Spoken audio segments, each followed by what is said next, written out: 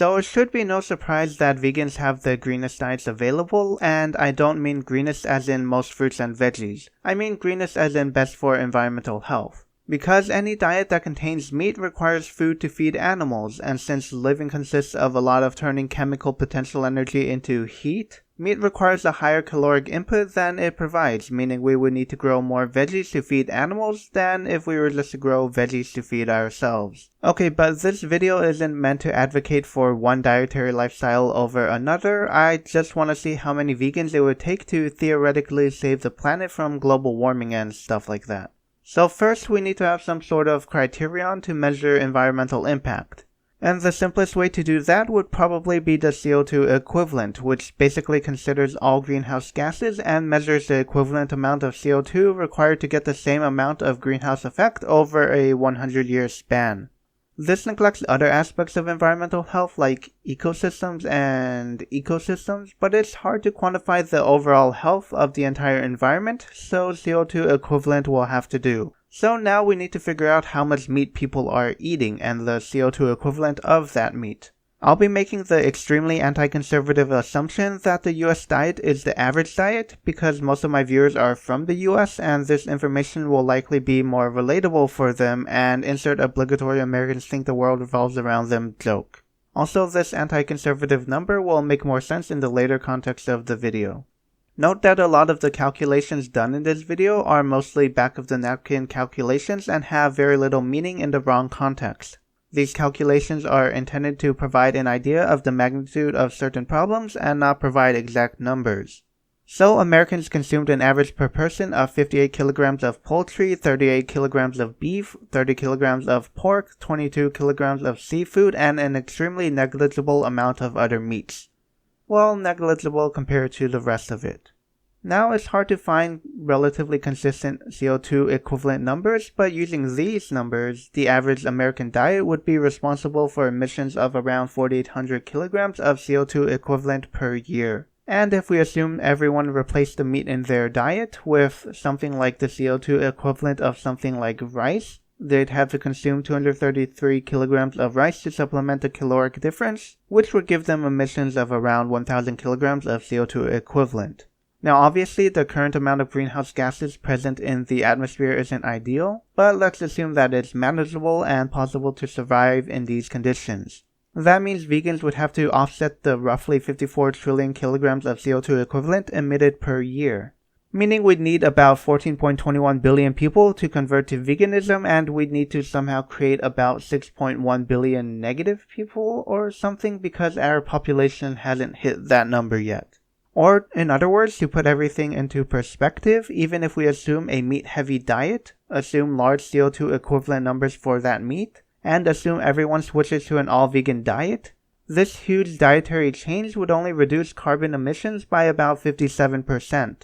If we were to use the world's average diet, the total amount of emissions would come out to around 1,720 kilograms of CO2 equivalent, meaning we'd need about 75 billion people to convert to veganism, and an 8.1 billion population would only reduce carbon emissions by about 11%. But diets are only one aspect of our lives. The average American drives around 13,500 miles per year, or around 21,700 kilometers per year. The average car in America gets around 25 miles per gallon, or around 9.4 liters per 100 kilometers. At around 8.89 kilograms of CO2 equivalent per gallon of gas, the average American would produce around 4,800 kilograms of CO2 equivalent per year of driving, which is ironically the same as American meat consumption. Assuming everyone gives up driving for buses and trains, CO2 equivalent emissions could drop by 50%, 80%, or even some arbitrarily high number I make up, meaning again we'd only need around 14 billion people to give up driving. But to put that number into perspective again, not everyone drives. Around 25% of the world's population is under the legal driving age, and another 5 to 10% is probably too old and senile to drive. Also, not everyone drives as much as Americans and likely drives more efficient vehicles on average due to a lower dependency on things like small trucks. Meaning if the world's population of 8 billion gave up driving, it would likely only reduce carbon emissions by around 10 to 20%, which is around the same ballpark as what mass veganism would do. But people also use electricity. And at around 0.4 kilograms of CO2, I'm not actually sure if the rate is in CO2 equivalent because I can't read per kilowatt hour, the average American would emit around 4,700 kilograms of CO2 equivalent, which, hey, wait a second. Okay, coincidences aside, you know the drill. It would take nearly 11.5 billion people giving up electricity and moving into caves for the rest of their lives to offset our carbon emissions.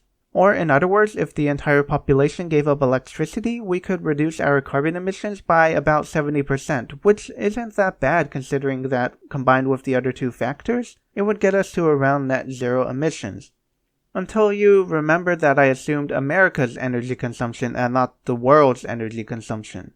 The world consumes a bit over a quarter of the electricity that America does, so assuming it's produced and transferred at similar emission rates, giving up electricity would only reduce carbon emissions by about 20%.